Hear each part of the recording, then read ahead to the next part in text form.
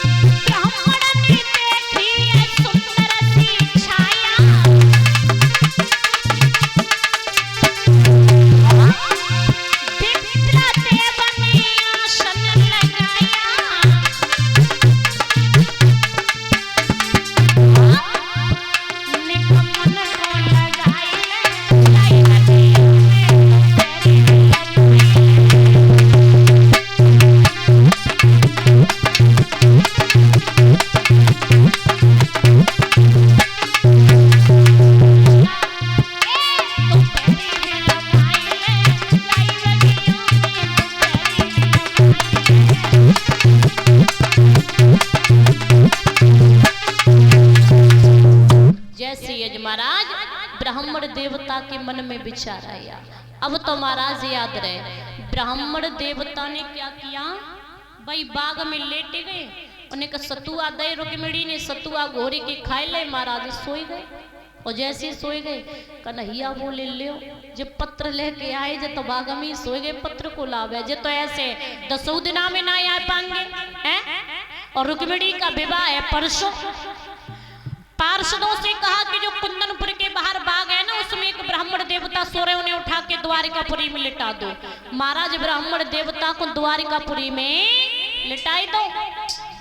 अब ब्राह्मण देवता सोई के उठे, महाराज सब सोनो ही सोने को नजर आवे।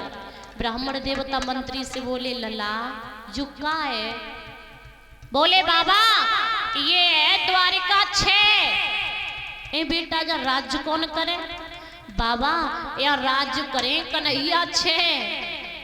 ब्राह्मण देवता ने मूड में हाथ तुम्हारे लिए मर गए। बड़ी मुश्किल से जा एक 6 द्वारिका में आ पाए। ए लल्ला मुई एक द्वारिका में जानू है, एक द्वारिका का मिलेगी और एक कन्हैया से मिल लू है, जा छक्काड़ो मत लगा लल्ला। अरे जे 6 द्वारिका में नहीं जानो मोए। मंत्री जब काफी देर हो गई तो मंत्री बोलो भैया कि हाँ मोए ऐसो लगे रहे कि जब ब्राह्मण देवता पूर्व से आए, प्रभिया लगे रहे कि तो फिर कि भैया इन्हें हैं करके समझाओ कि कैसे। तो कहने लगे बाबा एक बात बताएं तुम कहां से आए हो, कि हम लल्ला इतने से आए पूर्व साइड से। जैसे ही कही कि लल्ला हम पूर्व साइड से आए तो मंत्री समझ गया। मंत्री कहने लगा बाबा तुम्हारे यहाँ कहते हैं द्वारिका है और हमारे यहाँ कहते हैं द्वारिका 6। तुम्हारे यहाँ कहते हैं कन्हैया है और हमारे यहाँ कहते हैं कन्हैया 6। एक ही कन्हैया है, एक ही द्वारिका। जाओ वे सामने बैठे हैं काले काले। जैसे ही महाराज कई ब्राह्मण देवता चले जाए कि महाराज कन्हैया के सामने पहुंचे। ब्राह्मण देवता बोले भारी बिटरिया देखो रिजवे को जब करुई पे बैठी है, जबकि दांत ही दांत चमक रहे पूरे मुंह पे, जबकि आंखें और दांत ही दांत चमक रहे हैं। करिया धरो बनाए कालो ड्राम जैसो, जबकि चक्कर में मुझे चलाता चलाता और मारे डारो जब बिटरिया ने तो बिल्कुल किस्मत और ज्यादा फूल रही। लेकिन लली जो तूने करो अच्छो करे ले, हम तेरो पत्र दे दे रहे। ब्राह्मण देवता बोले ले जो पत्र पढ़ ले, और यदि पत्र पढ़ के ना गए ना तो वो मर जाएगी बिल्कुल। जैसे ही जब बात कही ब्राह्मण देवता का पत्र लिया और महाराज पढ़ा प्रभु ने। अब भगवान बोले कन्हैया कैसे जाएं, आज्ञा कैसे ले बड़े भैया बलराम से। तो महाराज का बोले ब्राह्मण देवता से, बाबा कि हाँ हमारे बड़े भैया बलराम आएंगे अब। फिर तुम इतनी तेजी से खांसी हो, इतनी तेजी से खांसी हो, जब मालूम पड़े तुम्हारे अबे प्राण निकले जा रहे। ठीक है लला, जैसे कि ठीक है लला। ब्राह्मण देवता ने खांसना प्रारंभ किया। इतने खांसे जब मालूम पड़े कि जब द्वारिकापुरी में अब तुरंत प्राण निकले जा रहे। बलराम बोले, कन्हैया जे कहां से आए हैं, जहां से आए इन्हें वहीं छोड़ के आओ।